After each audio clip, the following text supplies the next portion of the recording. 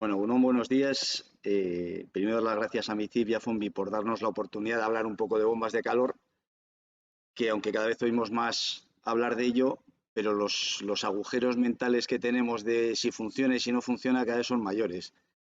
Entonces, voy a intentar dar unos aspectos básicos sobre bombas de calor, sí hablaré de refrigerantes, de tipos de bombas e incluso algunas cuestiones habituales que seguro que os han salido, habéis pensado y bueno, estamos abiertos además a que comentéis cualquier tipo de duda o cosas, si se puede contestar, pues se contesta.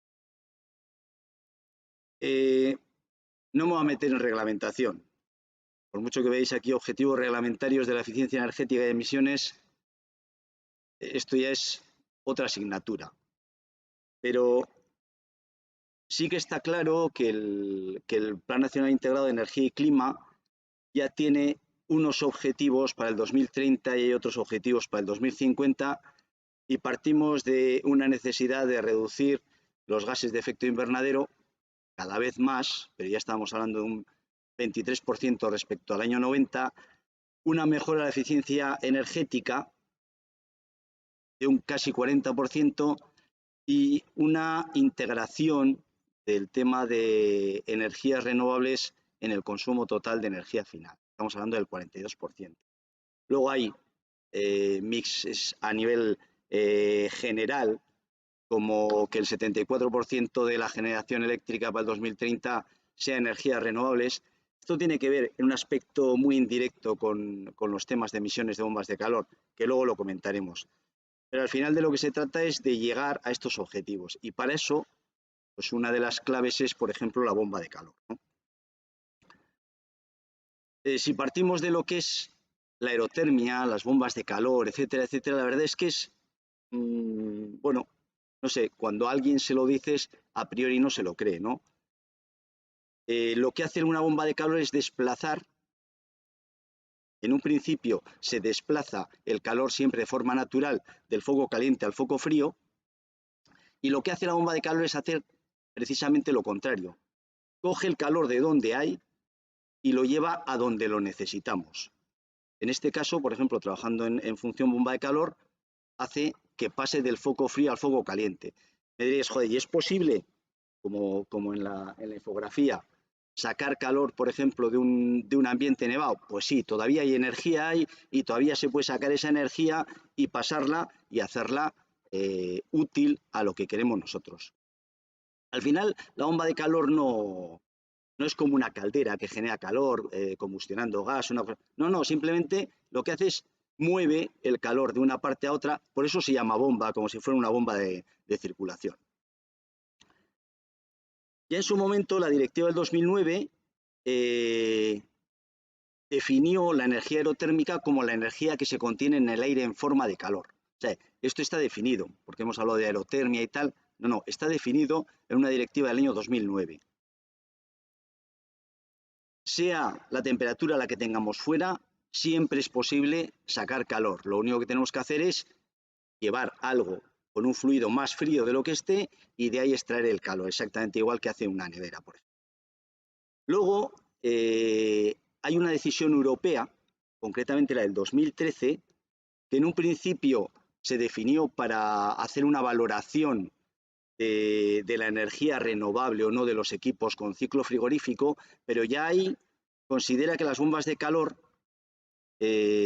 son unos equipos generadores de energía renovable si tienen un SPF superior a 2,5. Bueno, SPF es el factor de rendimiento estacional, luego es equiparable al SCOP más o menos, pero para que os hagáis la idea, ponían un valor de 2,5. A partir de 2,5 consideran que es energía renovable, que es un equipo de energía renovable. Si no, no lo consideran como tal.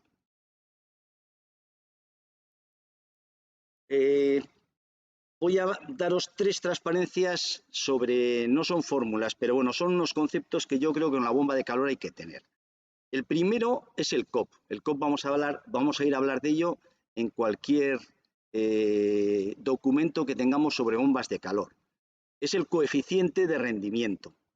Al final de lo que se trata en el COP es en un punto concreto la potencia calorífica que conseguimos de él respecto a la potencia eléctrica absorbida. Pero es un punto concreto, ¿eh? Hay que tenerlo en cuenta. Que es en ese momento, normalmente los fabricantes ponemos el COP en las mejores condiciones de nuestra máquina, por supuesto, porque luego en sí el COP va variando continuamente según las condiciones exteriores y según las condiciones de emisores. Pero en un principio, pues bueno, originalmente era un valor. ¿Qué es lo que ha pasado? Que es un valor, como os digo, es una fotografía. Para poder dar más datos sobre el valor real de rendimiento de una bomba de calor, se utiliza el SCOP. El SCOP es un coeficiente de rendimiento estacional, es lo que indica, ¿no? Y al final es la relación entre la energía térmica que suministra respecto al consumo de energía. Estamos hablando ya de energías, ¿eh? Bueno, todo el año, y está definido también según la norma UNELA 14825. Hay varias normas que no me voy a meter con ellas que tienen que ver con lo que son equipos de bomba de calor. Y luego existe otro coeficiente de rendimiento estacional, en este caso es el eta S, que la verdad es que suena poco, y este es un coeficiente que además de tener en cuenta el SCOP, por decirlo de alguna forma, lo pasa a energía primaria y tiene en cuenta algún otro tipo de aspectos como factores de corrección, ¿no? Bueno, sigue esa fórmula y si os fijáis, tiene una implicación directa, basándonos en unos factores de corrección estándar y con el coeficiente de conversión de energía primaria ya definido. Por ejemplo, aquí abajo tenéis un ejemplo. Habíamos dicho que el SPF, el SCOP, tiene que ser de 2,5. Bueno, pues si desmontamos de esta fórmula, conseguiríamos un SCOP de 2,5 con un eta S igual a 97. Es decir, tenemos una relación directa entre los dos. Luego os digo el porqué de este factor. Y podemos hacer la inversa. ¿Y qué SCOP va a tener, por ejemplo, un eta S de 187? Por ejemplo, no sé por qué se me ocurriría. 187. Bueno, pues 187 de eta S, hay máquinas que tienen un eta S de 187, significa que tienen un SCOP de 475. Siempre basándonos en el coeficiente de conversión de energía primaria que está establecido hoy y en los factores de corrección estándar. Si analizamos entre los tres parámetros, vemos que el COP es, como os decía, una foto a una temperatura, a una carga y en un funcionamiento concreto. El SCOP ya va sumando los rendimientos de esa máquina en distintas temperaturas, también a plena carga o a cargas parciales. Incluso tiene en cuenta algún otro tipo de sistemas auxiliares, como pueden ser bombas de recirculación, dentro del propio equipo, ¿no?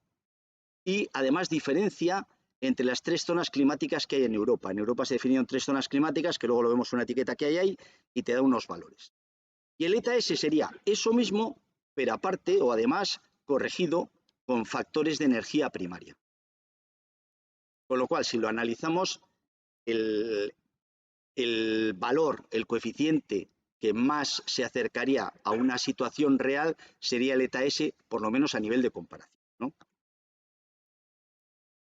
Bueno, tenemos el eta S. Todos los fabricantes tenemos obligación de ponerlo en las máquinas, en la hoja de datos técnicos que Ecodiseño te obliga a incluir con los aparatos, en calderas, en bombas de calor, en todo.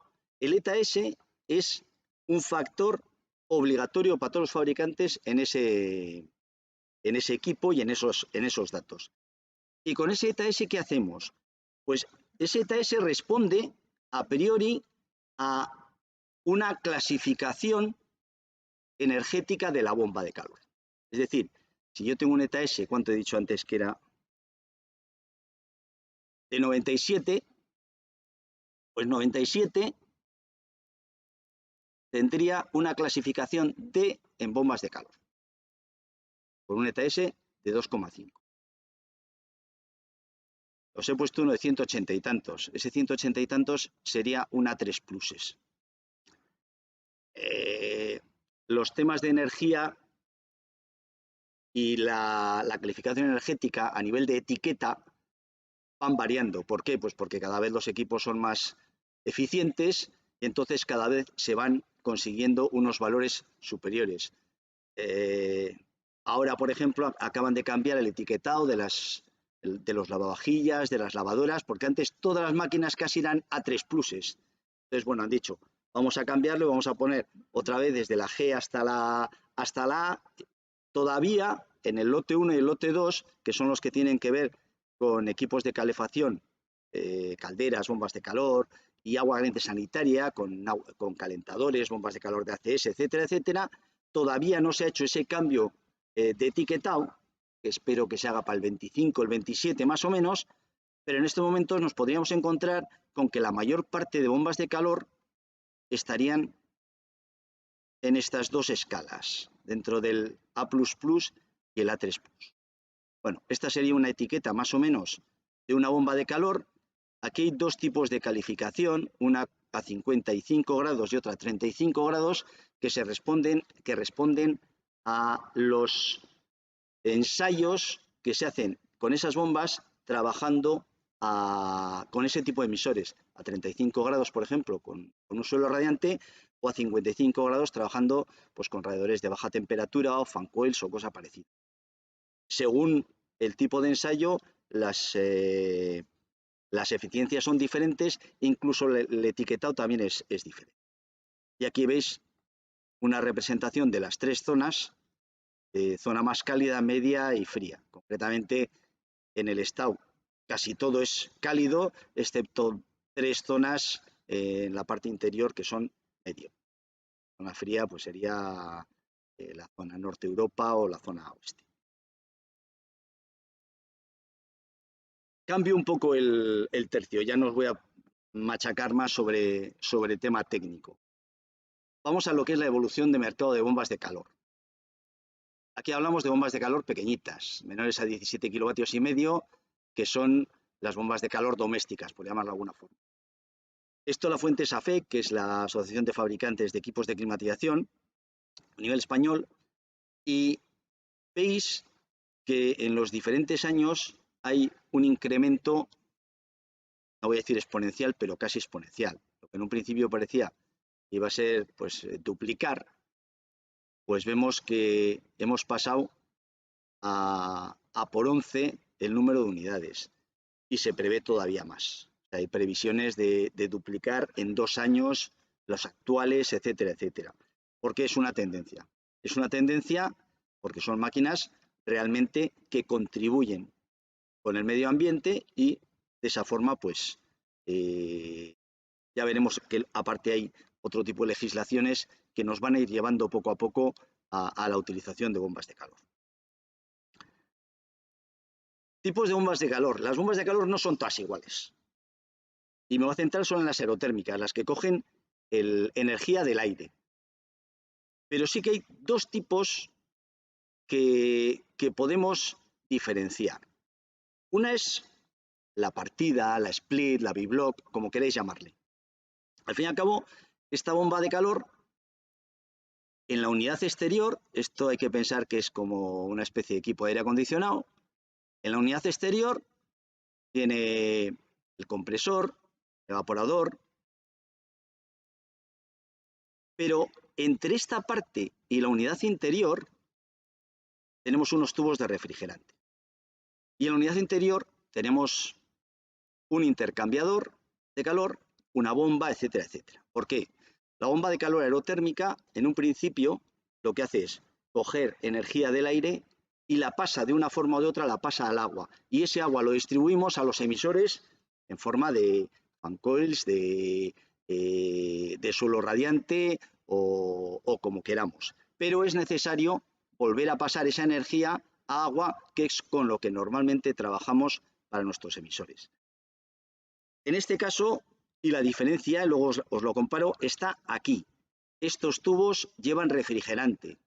Este refrigerante pasa por la máquina y en este intercambiador de placas que tenemos en la vivienda, al final lo que hace es pasar esa energía al agua. Esto sería una bomba de calor split o partida, una especie de radiografía. Aquí vemos todos los elementos que tiene y de aquí vemos que pasaría el refrigerante hacia lo que tenemos en casa. Además de esta bomba de calor, por decirlo de alguna forma, podría ser similar a un equipo split de aire acondicionado. Lo que pasa es que el equipo split lo que tenemos es un fan coil directamente con el refrigerante que nos venía de la unidad exterior y de ahí lo pasa al aire y lo que nos hace es enviar aire caliente o frío, ¿no? Lo que pasa es que en la bomba de calor split hemos pasado esa energía al agua y de ahí lo trasladamos. La bomba de calor compacta o la monobloc lo tiene todo integrado dentro de la propia carcasa. La unidad exterior que nosotros tenemos ahí, lo que viene aquí marcado con esa línea punteada, tiene todo. El condensador, el evaporador, todo lo tiene ahí.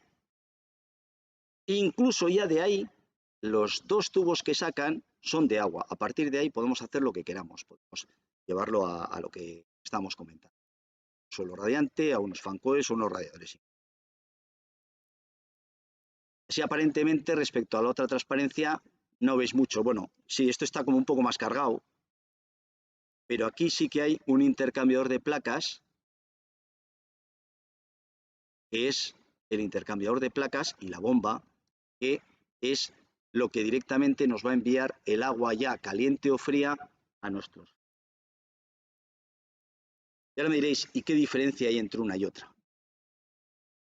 Al fin y al cabo, los componentes son parecidos, pero unas tendrán unas ventajas u otras. Os voy a analizar unas cuantas ventajas y desventajas de las dos y luego hablo de un informe por otro tema. Si nosotros vamos comparando las dos, a la izquierda está la monobloc o la compacta y a la derecha está la bibloc o la split, pues en la monobloc las conexiones son tuberías hidráulicas, es tubería con agua, sin más, puede utilizar una tubería plástica con barrera de oxígeno y es suficiente. Sin embargo, en las de la split tenemos que utilizar tuberías frigoríficas. Normalmente es tubería de cobre, las dos irán perfectamente calorifugadas. Las tuberías hidráulicas suelen ser más gordas que las frigoríficas, pero en un principio los dos tipos. ¿Qué utilizamos como fluido caloportador en las compactas? Agua. En la split utilizamos refrigerante. Aquí ya podemos hablar de los, entre comillas, connotaciones, no voy a decir problemas, pero connotaciones que los refrigerantes tienen. Y luego voy a hablar un ratito de refrigerantes, con lo cual lo dejo ahí. En la compacta está todo el fluido refrigerante, está metido en la unidad exterior. Ahí se queda en la calle y a casa solo va agua.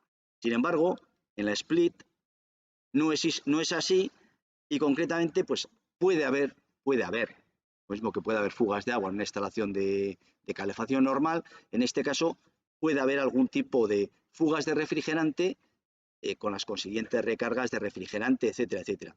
En la máquina compacta es mucho más difícil. Normalmente hay una fuga de refrigerante, o bien por un problema de la máquina, por supuesto, que vienen probadas todas y vienen a presión, o cosa parecida, pero además no suele haber fugas de refrigerante. ¿Limitaciones de interconexionado? Pues hombre, todos estamos acostumbrados a trabajar con agua, sabemos que una máquina con agua pues dependerá de las bombas que pongamos a continuación, pero normalmente no tenemos problemas de distancias de interconexionado. Con una máquina split normalmente tenemos unos límites que nos van dando según el refrigerante y las pérdidas, porque también en agua hay pérdidas, por supuesto, depende de la bomba, pero también en una máquina split el que nosotros tengamos la unidad interior y la unidad exterior a 3 metros o a 35 metros nos va a generar una diferencia de rendimiento en la máquina split. Bueno, no voy a hablar de dependencia tecnológica porque luego tengo otro punto donde lo comento. Y respecto a espacio en la vivienda, en un principio la máquina compacta, toda la unidad la ponemos en la calle, con lo cual a priori no necesitaríamos más dentro de la vivienda, a priori. Pero por otra parte, los tubos de agua, como digo, son más gordos que los de refrigerante, con lo cual si vamos a tener que hacer un de refrigerante o de agua caliente por patinillos, pues vamos a tener que dimensionar esos patinillos. Esto. He estado hablando de refrigerantes y el tema de refrigerantes en las bombas de calor pues tiene un par de connotaciones que nos tienen que hacer pensar.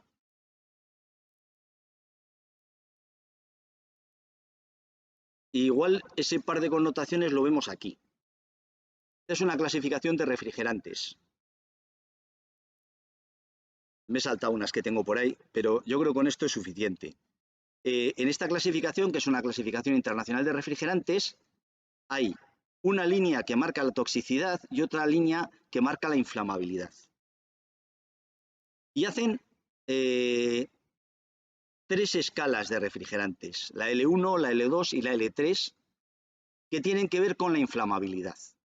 Los refrigerantes L1 serían refrigerantes no inflamables, los refrigerantes L2 son refrigerantes algo inflamables, vamos a llamarlo así, y los refrigerantes L3 son muy inflamables. Dentro de esta escala de inflamabilidad hay una subdivisión que han sacado hace poco, que es el A2L, es decir, dentro del 2 habría una 2L, que son refrigerantes algo inflamables, pero con una velocidad de propagación de llama lenta. Bueno, había que ir definiendo, por decirlo de alguna forma, los refrigerantes según su peligrosidad, entre comillas. También hay una clasificación A o B que tiene que ver con la toxicidad. Vamos a hablar casi todo de refrigerantes A, es decir, que no son tóxicos a priori.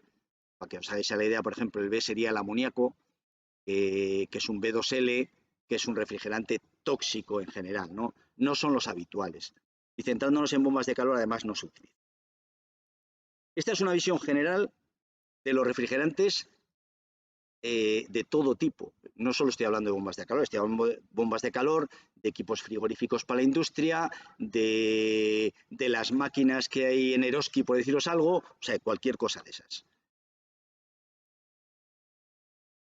Y los refrigerantes, además de esas características que he marcado, pues hace un carro de años descubrieron que tenían unos problemas de ecología.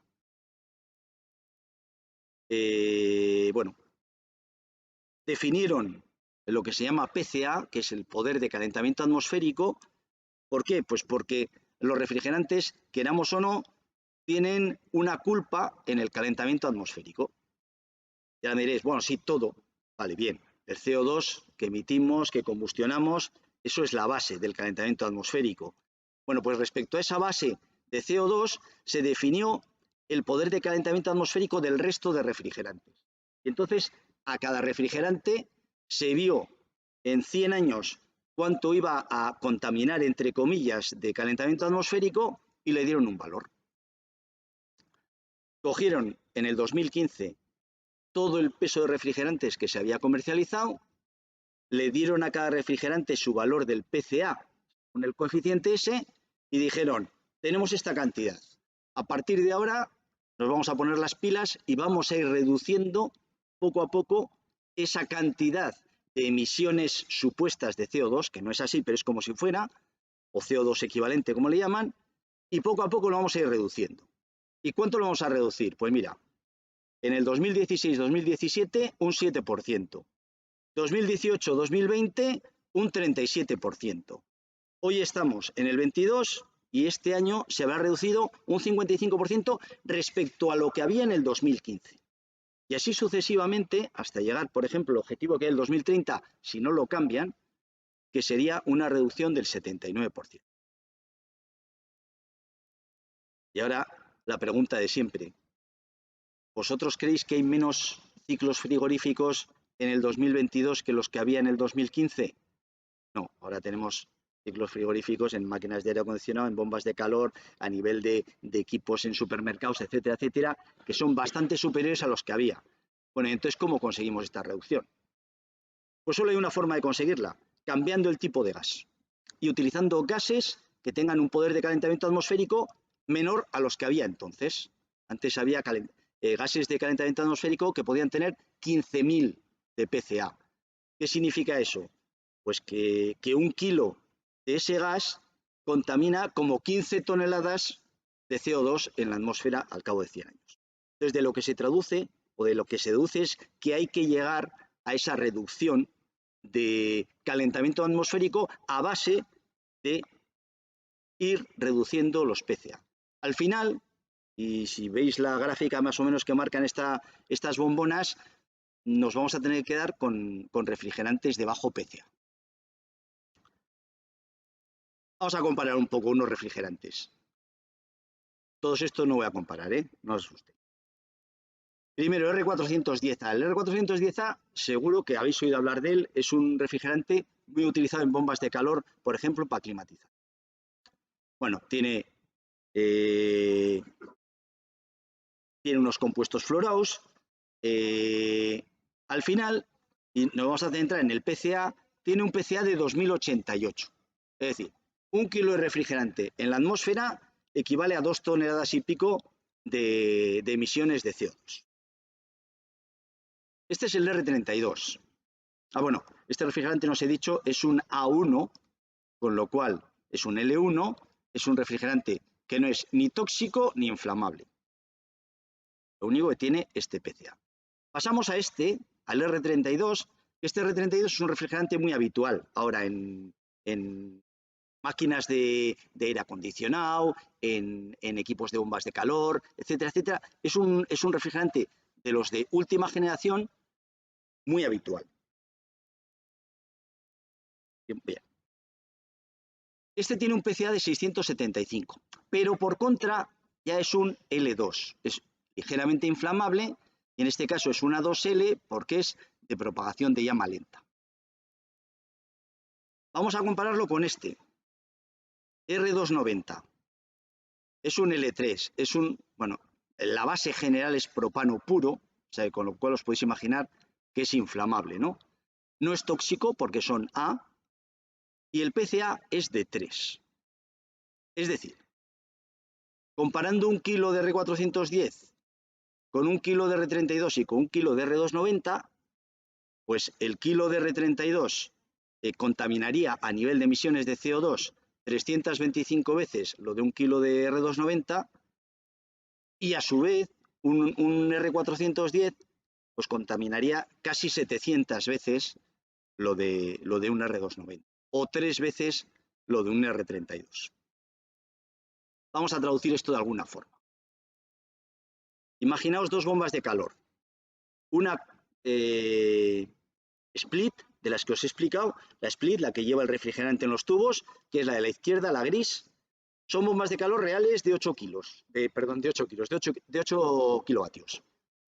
Lleva 1,5 kilos de refrigerante.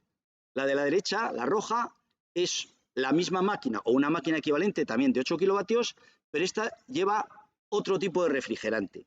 Concretamente, lleva un R290. El de la izquierda, la split, lleva un R32, ya os digo que es de última generación, PCA 675, el de la derecha R290, PCA de 3. ¿Veis la cantidad de CO2 equivalente de las dos máquinas que nos van a dar en un principio a priori las mismas prestaciones? Pues la de R32 va a ser aproximadamente 1 tonelada, la de R290 serían 2,7 kilos. Y si tuviéramos aquí a la izquierda una de R410A, pues estaríamos hablando aproximadamente de 3 toneladas, más o menos. Es decir, pensad en lo que influye el tipo de refrigerante de una bomba en lo que tiene que ver con el medio ambiente. Como suelo decir, yo ahí lo dejo. Otro tema que tiene que ver con reducción del CO2 equivalente. Hay un parámetro que igual si habéis leído el RITE lo habéis visto, que se llama el TEWI. Concretamente el RITE te dice, en la primera versión del RITE o la versión anterior, decía que en los equipos de aire acondicionado había que hacer una comparativa del TEWI para ver qué equipo era menos dañino, por decirlo de alguna forma. En la última versión ya han indicado que en las bombas de calor hay que hacer un comparativo del TEWI. Bueno, ¿y el TEWI qué es? Pues el TEWI es un coeficiente, que no voy a entrar en él, pero interviene lo que es la eficiencia de la máquina, la cantidad de refrigerante que tiene el PCA, el poder de calentamiento atmosférico de ese refrigerante, y luego un tema de reciclaje, como son pérdidas, lo que se puede recuperar, etcétera, etcétera. Estos son dos tablas que os voy a poner, esta y otra tabla, en la que, bueno, concretamente ATECIR publicó el año pasado una DTIE haciendo un análisis y una comparativa de cálculo del TEWI en máquinas domésticas y comparaba, en este caso, en la tabla esta son 3 equipos compactos con el refrigerante el R410A, el R32 y el R290. Al final saca unas conclusiones, va analizando todos los puntos que tienen que ver con el TEWI y a lo que voy es que la que gana, de alguna forma, es la máquina compacta de R290, que tendría un TEWI de 9172 comparado con uno de 9294 en el R32 o de 9590 en el R410. Vamos a hacer lo mismo, pero en este caso vamos a comparar dos equipos partidos, el R410A y R32, con un compacto R290. ¿Por qué lo compararon así? Porque hoy por hoy, y digo hoy por hoy, yo no sé lo que va a pasar mañana, pero hoy por hoy en el mercado no hay todavía equipos de R290 split o partidos. Pues en este caso, el compacto era lo de antes, 9272, ya el partido es R32 con un TEWI de 9592 y el partido de R410 ya llegábamos a un TEWI de 11294. Hombre, no es la misma diferencia respecto a lo que os he enseñado del CO2 equivalente, porque aquí hay un punto importante que tiene que ver en el TEWI, que es el rendimiento de la máquina. Me explico. Una máquina con un rendimiento que sea, consume una energía eléctrica que a su vez tiene unas influencias en esa energía eléctrica, en la generación de esa energía eléctrica dentro del calentamiento atmosférico. Entonces, la parte más importante en el cálculo del TEWI de una máquina, sea el tipo que sea, tiene que ver con la eficiencia de la máquina y con el CO2 equivalente de la energía eléctrica que utiliza.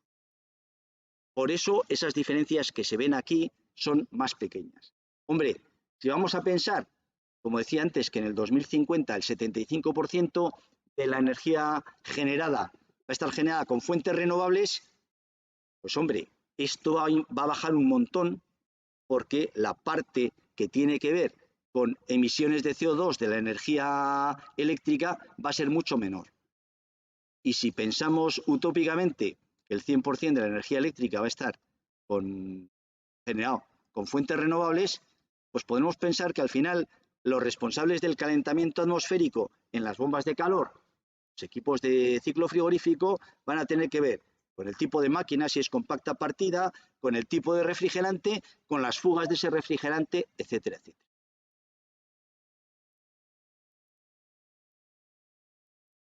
Otro estudio que hizo ATECIR en su momento para ver qué equipos cumplían con el código técnico. Bueno, pusieron una casa ficticia, una unifamiliar, en distintos sitios climatológicos, una casa diseñada según los parámetros que marca el código técnico, concretamente en el H0 y el H1, y a partir de ahí, pues hicieron unas pruebas. Las demandas térmicas son totalmente diferentes según la zona climática. Estas son zonas climáticas de esta zona, ¿no? Pues Bilbao, por ejemplo, sería un C1, le saca un C2, Zaragoza un C3 y así llegaríamos hasta Vitoria, que es un E1. La parte roja, como os podéis imaginar, son necesidades de calefacción y la parte azul son necesidades de climatización. En el estudio este que hizo ATECIR, en un principio suponían que la característica o a cumplir el H4, que tiene que ver con un 60% de cobertura del ACS, de la generación de ACS con energías renovables, ya se hacía. En un principio os digo que es un planteamiento teórico, con lo cual pues, se ponía la solar térmica o la fotovoltaica o lo que fuera, pero eso se cumplía. Bueno, partiendo de eso, hice unos ensayos. Lo más difícil de cumplir del código técnico es la cantidad de energía primaria no renovable. Ese es el punto crítico que marca el código técnico. Hay posibilidades aquí. Esta, por ejemplo, sería una solución de bombas de calor con fan coils en frío, la bomba de calor trabajando para suelo radiante y con acumulación de ACS. Por ejemplo, una solución de bomba de calor. Esta sería una solución equivalente, pero para un unifamiliar. Es más o menos lo mismo. ¿La apoyamos con fotovoltaica? Mejor que mejor. Aquí hablamos de bombas de calor compactas. En este caso, como os decía, de aquí hacia abajo solo va agua. Todo se queda aquí. En este caso, bueno, es otra solución con una parte de unidades de ventilación con recuperación para poder reducir esa demanda energética que el edificio va a tener. La generación con un depósito de agua y luego, por ejemplo, pues emisores de suelo radiante o suelo radiante refrescante, porque puede trabajar en las dos. Esta sería la misma solución, pero con unas máquinas compactas. Es decir, lo que yo estoy generando aquí de energía lo trasladan dos tubos con refrigerante, lo llevan hasta esta unidad interior, que tiene también acumulación en este caso, pero aparte esta unidad interior, como veis aquí, tiene lo que es un intercambiador que de ahí me saca el agua que voy a utilizar yo para el resto de calentamiento, ¿no? Bueno, utilizando, por ejemplo, estas soluciones de bombas de calor, ese estudio que había hecho ATECIR nos dice que podemos cumplir siempre y cuando que el H4 lo tengamos cubierto, ¿eh? Eso hay que pensar en ello. Con la bomba de calor se cubre perfectamente, pero bueno, tenía otra implicación. Con cualquier bomba de calor, tanto con fotovoltaica como sin fotovoltaica, nosotros podemos cubrir en todas esas zonas, incluyendo Vitoria, los requerimientos del código técnico. Volvemos a las bombas de calor. Venga. Hasta aquí todo lo que os voy a contar sobre bombas de calor. ¿Tenéis alguna pregunta hasta ahora?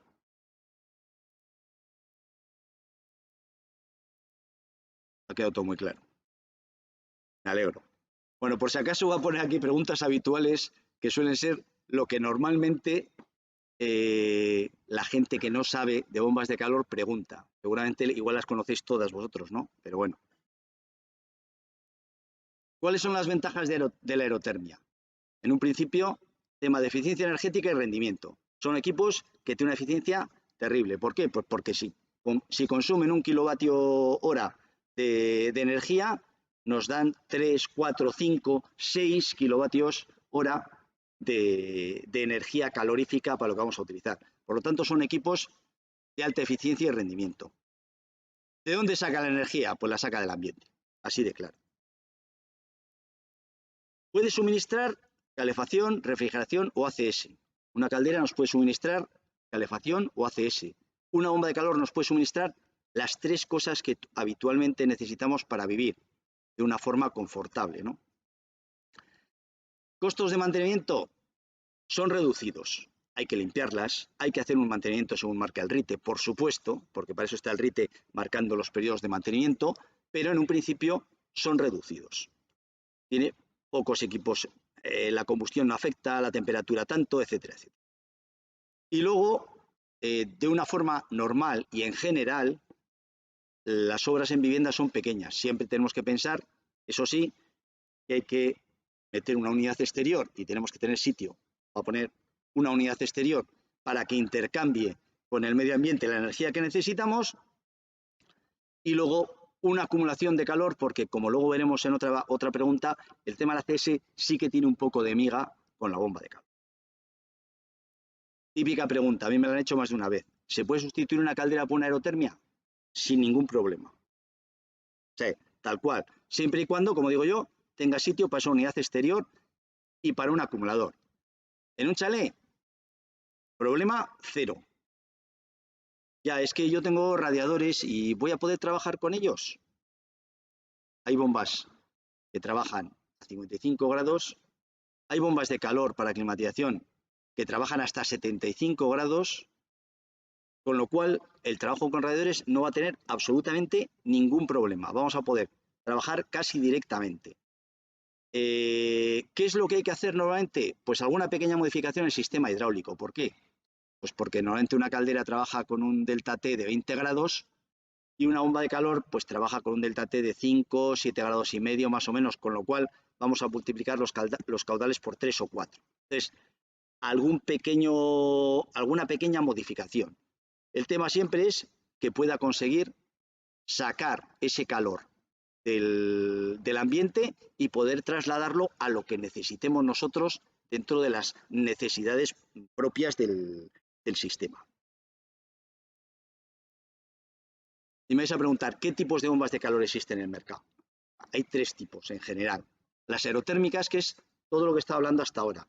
Las que consiguen la energía del aire, la pasan a otra temperatura, a una temperatura que nos convenga a nosotros para climatizar y la envían. Y las hidrotérmicas, hombre, de estas hay muy pocas, hay que decirlo. Porque estas lo que hacen es coger el calor pues de agua. ¿De dónde? De ríos, de lagos.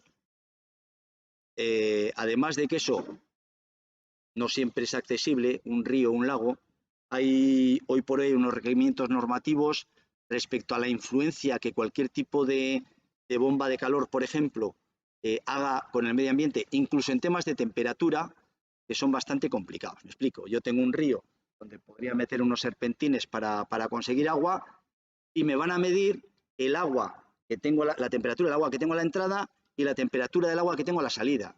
Claro, yo para conseguir calor de ahí, ¿qué es lo que tengo que hacer? Enfriar el agua. Así de claro. O a la inversa, si yo voy a trabajar en verano y voy a pasar calor de una vivienda al río, lo que voy a hacer es aumentar la temperatura del río de una forma o de otra. Bueno, pues eso está prohibido. Entonces, hay unos límites en lo que tiene que ver con modificación de las temperaturas de los recursos acuíferos, sean lagos, ríos, mares o lo que sea. Entonces, ¿hay soluciones hidrotérmicas? Sí, hay, pero las posibilidades son muy pequeñas. Y luego las geotérmicas, que esas habéis oído hablar más de una vez, que son las que obtienen energía del subsuelo. Ese subsuelo puede estar a 1 metro, con una especie de plancha serpentín, pues por toda una superficie cubriendo eso a 1 metro, que coge cierto calor de ahí y echa calor ahí en verano, o por sondeos, que es lo habitual, que es lo más eficiente, que normalmente son sondeos que llegan hasta 120, 150 metros, por temas sobre todo de caudales y de eficiencia de las bombas de recirculación, y a partir de ahí cogen calor del suelo. ¿Y por qué del suelo? Pues hombre, porque cuando bajamos a cierta distancia de la superficie del suelo, en general las temperaturas son constantes, a no ser de que haya termales por abajo o cosa parecida. Pero llegado a 100 metros, pues tendremos una temperatura en el suelo, de ahí sacamos energía y la vamos utilizando. Lo podemos utilizar a la inversa, para soltar calor. Es decir, cojo calor en verano de la casa, lo mando ahí y lo que hago es una especie de... Utilizo el suelo como si fuera una pila, pero en este caso es una pila de calor. Estos serían los 3 tipos. Otra, ¿qué diferencia hay entre una bomba de calor y una aerotermia? Seguro que más de uno no sabe. No, es que estamos hablando de bombas de calor, una aerotermia. A ver, lo voy a hacer a la inversa. La aerotermia es una bomba de calor, pero no todas las bombas de calor son aerotermias. La pregunta anterior lo deja clara, ¿no? Una aerotermia es una bomba de calor que coge aire del medio ambiente, del aire exterior, y la pasa a la energía que queramos nosotros. Una bomba de calor, pues puede cogerlo del aire, puede cogerlo del agua, puede cogerlo del subsuelo o lo que sea. Esa es más o menos la diferencia. ¿Se puede utilizar en invierno y en verano? Sí. Incluso en invierno, esa es la idea. Hay bombas de calor que están trabajando con temperaturas exteriores de 15 bajo cero. Y aún así todos son capaces de sacar calor de ahí, subirlo de temperatura y mandarlo a un suelo radiante a 35 grados. Y a la inversa ocurriría lo mismo. Coger calor a 40 grados de una casa y meterlo en en el aire exterior o en un terreno a la temperatura que tengamos en ese momento. Más preguntas. Ahora me meto con economía. ¿La aerotermia es más económica o más cara que otros sistemas de climatización? A priori, el desembolso de la instalación de aerotermia es mayor, sensiblemente mayor que otra, el típico de una caldera o un calentador o cosa parecida. Pero los periodos de amortización al final salen rentables. ¿Cuánto? Bueno, aquí he hablado de 5 años. Depende siempre de la energía que consumas, depende del coste de la energía eléctrica, depende del coste del gas, aunque bueno, la energía eléctrica y el gas parece que están unidos, por lo menos no suben los dos en paralelo. O sea, en ese sentido no hay mucha diferencia, pero en un principio la aerotermia como costos de explotación es una energía que va a salir más barata que lo que es, bueno, por supuesto que el radiador convencional con ley de Ohm, como digo yo, que tiene un rendimiento de 1, pero esto tiene un rendimiento de 3, 4, 5, entonces hay una diferencia. Al final, la instalación sale más cara, pero es amortizable. Otra pregunta que suelen hacer, temas de generación de ACS con la bomba de calor. Lo primero, hay que pensar, creo que hay otra pregunta que habla de eso, pero el orden no lo tengo bien. La bomba de calor no puede dar agua instantáneamente. Así como una caldera así, estamos hablando de potencias de 24 kilovatios o 35 kilovatios o lo que sea, pasamos agua por ahí y nos lo calienta. La bomba de calor no lo hace así. Primero porque las potencias que tiene una bomba de calor, una bomba de calor de 8 kilovatios térmicos, puede estar consumiendo, no llega a 3 kilovatios de energía eléctrica, 2,3, una cosa de esas. Con lo cual, pues ya os podéis imaginar que, claro, para conseguir los 24 o los 35 kilovatios que necesitamos para un chorrito de 10 litros por minuto, pues necesitaríamos unos equipos muy grandes. No se funciona así. Con las bombas de calor lo que se hace es acumular agua caliente. Se hace trabajar a la bomba de calor subiendo poco a poco, entre otras cosas, los delta T también influyen dentro de la bomba de calor, las temperaturas de trabajo internas, y se va haciendo pasar por un serpentín y calentando el agua del acumulador. Luego se dispone de ese acumulador. Pero eso sí, en el caso de las multitarea, pensad que es una bomba de calor que ahora me está dando calefacción, hoy podría estar dando dentro de 3 horas aire acondicionado, y a su vez hemos tenido que utilizar la misma bomba para calentar el agua. Hombre, solo la bomba de calor, como la caldera, solo puede hacer una cosa. O da aire caliente, perdón, agua caliente, o da agua fría, o calienta el acumulador. Entonces, mientras, no da las otras. De lo que se trata es de acumular el agua cuando sea interesante, y a partir de ahí ya la bomba va a tener, va a poder trabajar cuando necesite. No vamos a tener un problema de falta de confort, ya que, bueno, si trabajamos con sistemas inerciales, además, pues esos sistemas inerciales nos van a mantener 20 minutos, media hora, una hora, una casa en confort, mientras está dando agua caliente, que posiblemente igual de agua caliente, no sé, a las 9 de la mañana o a las 11 de la noche, que igual ya no necesitamos la climatización. O sea que es un tema de gestión. Otra pregunta, temas de amortización que decía yo antes. ¿Se tarda más en amortizar en zonas frías o en zonas calientes la aerotermia? Pues al final depende de lo que consumamos. Cuanto más consumamos, más podemos ahorrar.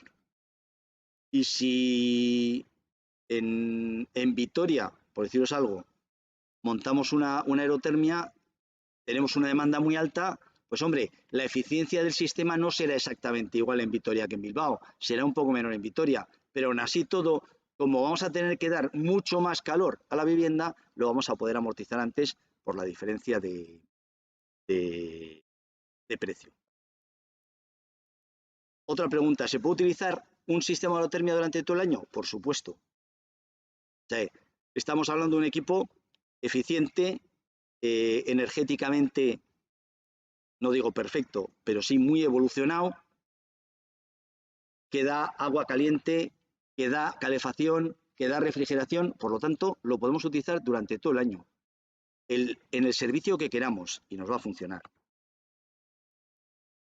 Esta es la pregunta que os decía antes. El agua caliente no puede ser instantánea. ¿Eso es un problema de la bomba de calor? Pues igual sí es un problema. Siempre que tengamos también un acumulador, también vamos a disponer de más agua caliente puntual que con una solución instantánea, de una caldera instantánea. O sea, también tiene sus ventajas y sus inconvenientes. De todas formas, también existen bombas de calor dedicadas a ACS. Incluso, dependiendo de las necesidades de ACS, se puede tener una bomba para ACS y otra bomba multitarea para calefacción y climatización. O sea, soluciones hay todas las que queráis. ¿En una reforma se puede instalar una aerotermia? Esta es típica pregunta. Pues lo que os decía antes, está claro, la aerotermia te da todo. Incluso ahora ya hay aerotermias, las habituales, si os habéis fijado antes en la etiqueta que he sacado, hablaba de 55 grados. Bueno, eso era lo que había en el mercado hace 8 años, más o menos. En estos momentos en el mercado hay bombas de R290 que están dando agua hasta 75 grados. Hombre, a 75 grados la eficiencia no es la misma que si yo estoy dando agua a 35. Eso por descontado. Pero bueno, ¿cuántas veces necesitáis tener los radiadores a tope? Es un día que en Bilbao hay 3 bajo cero, que es un día al año, si está calculada la instalación así, pero en general no. Yo suelo decir que si en una reforma de una casa de años se ha hecho algo en la propia casa, como puede ser cambiar, por ejemplo, las ventanas, etcétera, etcétera, la demanda energética que tenía esa casa al principio no tiene nada que ver con la que va a tener ahora.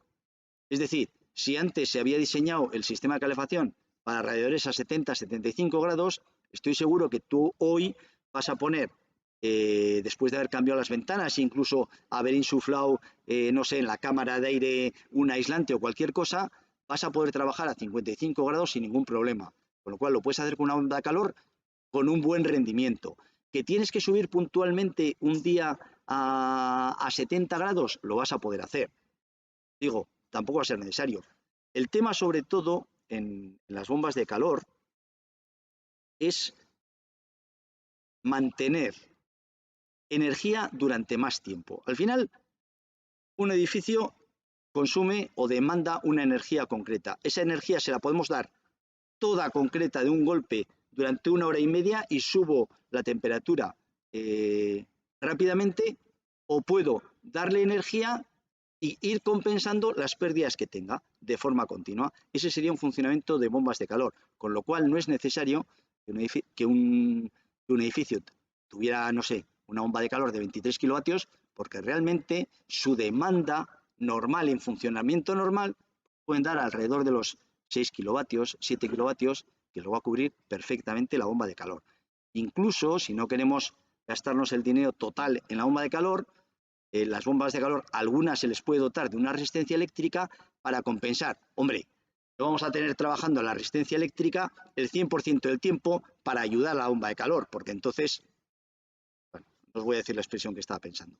Pero al final de lo que se trata es de esos 3 días, 5 días en unos momentos muy concretos, pues arrancamos con la bomba de calor y en vez de montar una bomba de calor kilovatios, pues monto una bomba de calor de 8 kilovatios y ya está. ¿Por qué? Pues porque solo voy a necesitar esas puntas durante 2 horas un día concreto. Hay que pensar que la climatología tiene unas horas de alta necesidad y otras horas de muy poca necesidad, con lo cual vamos a compensar. Bueno, creo que acabo ya con las preguntas, ¿eh? ¿Qué potencia eléctrica tengo que contratar al instalar una bomba u otra?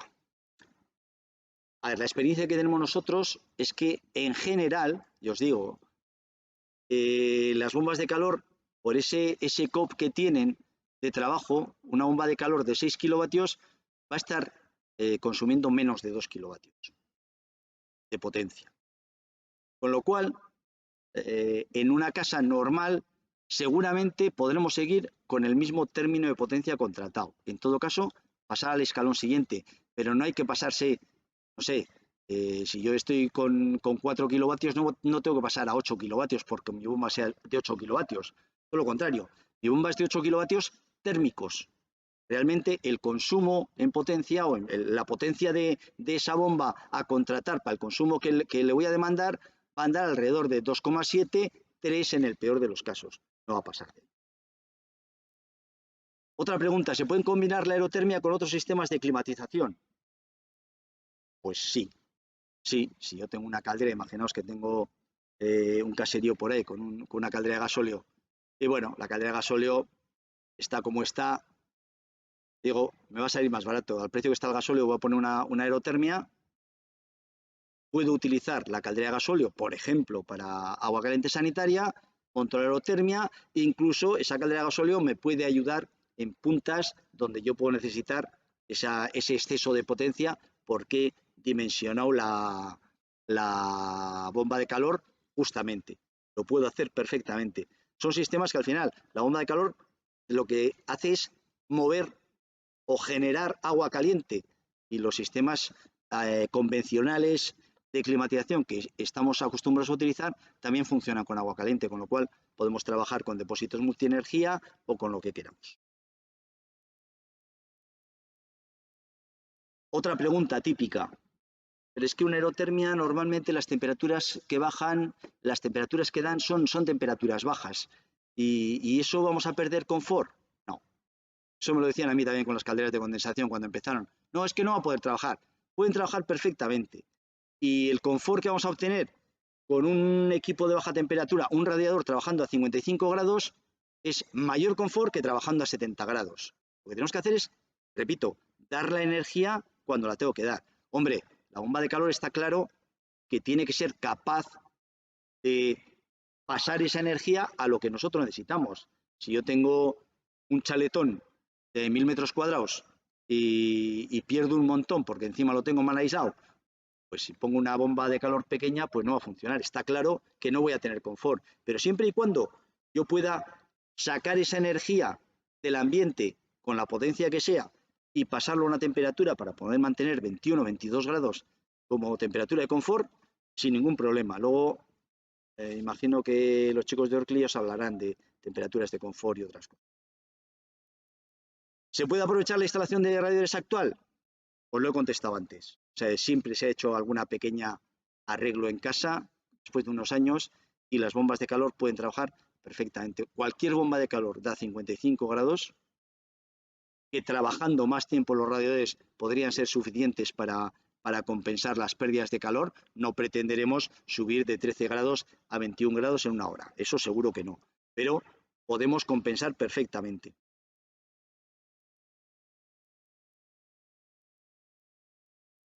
No tengo más rollo más que las conclusiones.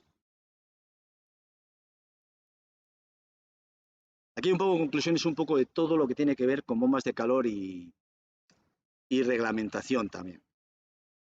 En un principio, sea cual sea la bomba de calor, vamos a intentar que el scope que tenga y mejor el ETA-S que tenga sea alto. ¿Por qué? Primero, porque menos energía van a demandar de la red eléctrica y más energía nos van a dar. Y estoy hablando de scope, es decir, coeficiente estacional de rendimiento, o el ETA-S, que es lo mismo, lo que pasa es que traducido a energía primaria, como he dicho antes. Si estamos pensando en equipos o mantener el medio ambiente, lo primero, fugas de refrigerante. Ojo con las fugas de refrigerante. O sea, antes equipos de aire fugaban o tenían una fuga, no pasa nada. Se cogía, se rellenaba, no pasaba nada porque no era tóxico en un principio, no había ningún problema. Claro, el que lo sufría era el medio ambiente, que hoy por hoy hay que andar con cuidado, ¿no? Con lo cual hay que intentar reducir al mínimo ese tipo de fugas de refrigerante. Cuando se desmonta hay que recuperarlo, etcétera, etcétera. Eso es por norma también.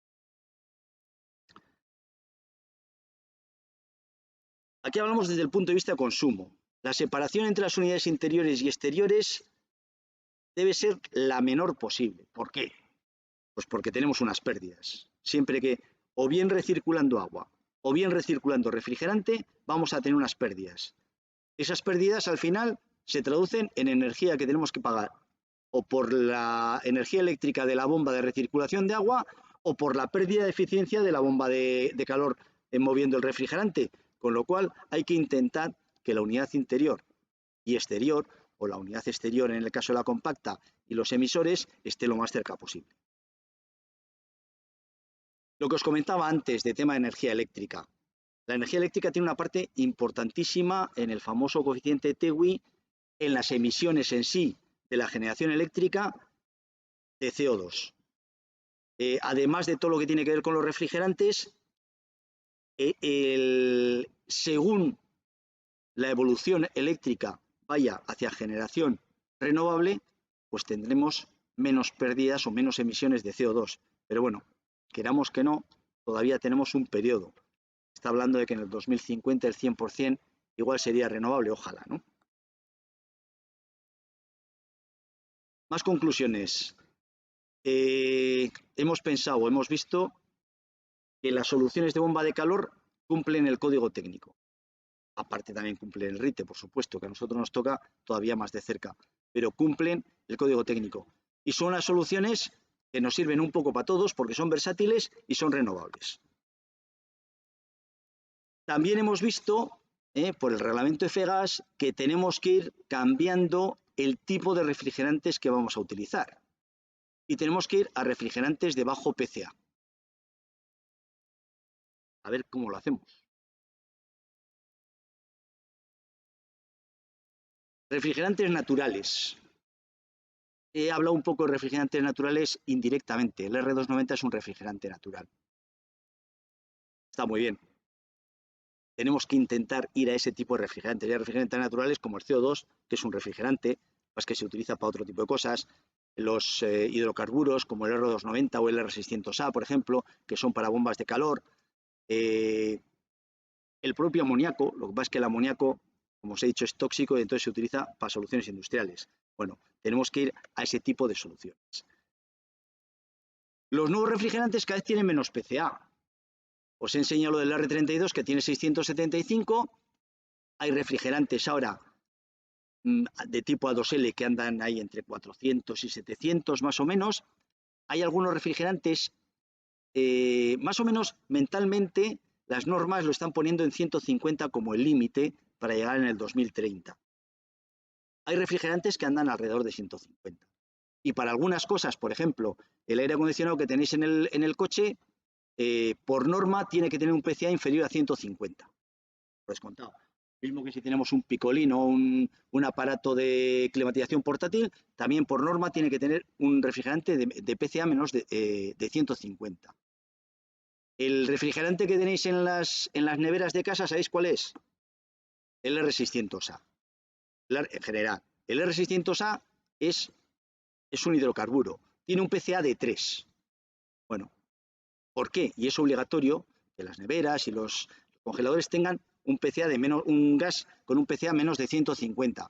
¿Por qué? Pues bueno, pues porque la utilización al final se puede escapar. En este caso no va a pasar nada. Lo cierto es que por esa necesidad de ir a refrigerantes con un PCA más bajo, cada vez o vamos a volver a refrigerantes naturales, como os pongo ahí, CO2, amoníaco, hidrocarburos. ¿Cuál es el problema de estos refrigerantes naturales? Ahí está marcado en rojo. Son tóxicos o inflamables. Y esto es un tema que nos tenemos que mentalizar. Pero os digo, tenemos el R600A en las neveras desde hace años, que es un PCA de 3, es isobutano, con lo cual es tan inflamable como el propano, como el butano, como sea. En principio no pasa nada. Hombre, hay que acostumbrarse a trabajar con ello.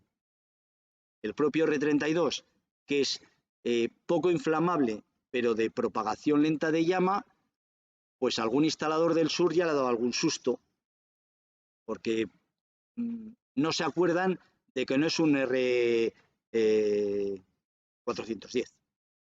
O sea el refrigerante que sea, lo normal es que para el tipo de aplicaciones de bomba de calor se utilicen refrigerantes inflamables y entonces habrá que adecuarse y aprender a trabajar con ellos. Poca cosa más. El Reglamento de Seguridad de Instalaciones Frigoríficas, el RESIF, ha creado una instrucción técnica que es la IF20, que facilita enormemente el poder trabajar con bombas de calor con refrigerantes incluso inflamables, como R290 o R600A o R32 o el que sea, siempre y cuando sean equipos compactos. Acordaos que el equipo compacto es el que tiene todo en la misma carcasa, lo dejas en la calle y de ahí solo distribuye agua. Bueno, pues ha creado una instrucción técnica que nos lo pone muy fácil a la hora de poder trabajar con equipos compactos para climatizar. La tendencia a futuro es la utilización de máquinas compactas. Ahora, es seguro que estáis pensando, diciendo, los chicos de Saunier Duval tienen máquinas compactas. Pues sí, tenemos máquinas compactas. Y tenemos máquinas split, y tenemos equipos con R290, y tenemos equipos con R32, y tenemos equipos con R410, y equipos de expansión directa. No os voy a decir que tenemos de todo, pero sí, en este sentido, tenemos un poco de todo. Pero lo cierto es que por el tipo de condiciones de seguridad que te genera una instalación compacta, como por la facilidad de trabajar solo con agua, como con la posibilidad que nos da la norma, la tendencia a medio plazo, no os digo a futuro, a medio plazo es la utilización de máquinas compactas. Antes los frigoristas todos trabajaban con máquinas split porque era lo que estaban acostumbrados a hacer. Ahora la forma de trabajo en bombas de calor para climatización cada vez más pasa por la máquina compacta y según se vayan exigiendo los refrigerantes que sean inflamables o más inflamables, pues todavía la utilización de máquinas compactas sea mejor, además de que el rendimiento es mejor, las pérdidas de gases son menores, etcétera. Una característica de las máquinas compactas, yo tengo una máquina, una 3x1, una split, máquina exterior y 3 unidades interiores. Se me estropea una máquina interior, pues seguramente en el mejor de los casos tengo que cambiar las 3 interiores y la máquina exterior, porque tienen una interrelación entre ellas, tanto a nivel de fluido frigorífico como de controles, etcétera, etcétera. Si me pasa eso con una máquina compacta, tengo una unidad exterior compacta, tengo 3 fan coils, un solo radiante o lo que queráis, se me estropea un fan coil, pues pongo otro. Se me estropea la máquina exterior, pongo otra, no tengo que cambiar. Con lo cual, la huella de carbono que dejan este tipo de utilizaciones es mucho menor con las máquinas compactas que con las split. Y la última conclusión, en grande, por si acaso, para que lo veáis bien. Máquinas compactas pueden utilizar refrigerantes naturales sin ningún problema técnico. Está superado ya ese tema. Menos de seguridad, porque estamos trabajando con agua y dejamos todo el gas en la calle. Las cargas de refrigerante son más reducidas que en las máquinas split y las eficiencias son altas o más altas incluso que las máquinas split. Son más respetuosas con el medio ambiente y al final contribuyen a lo que todos pretendemos, que es la conservación de la energía y del clima.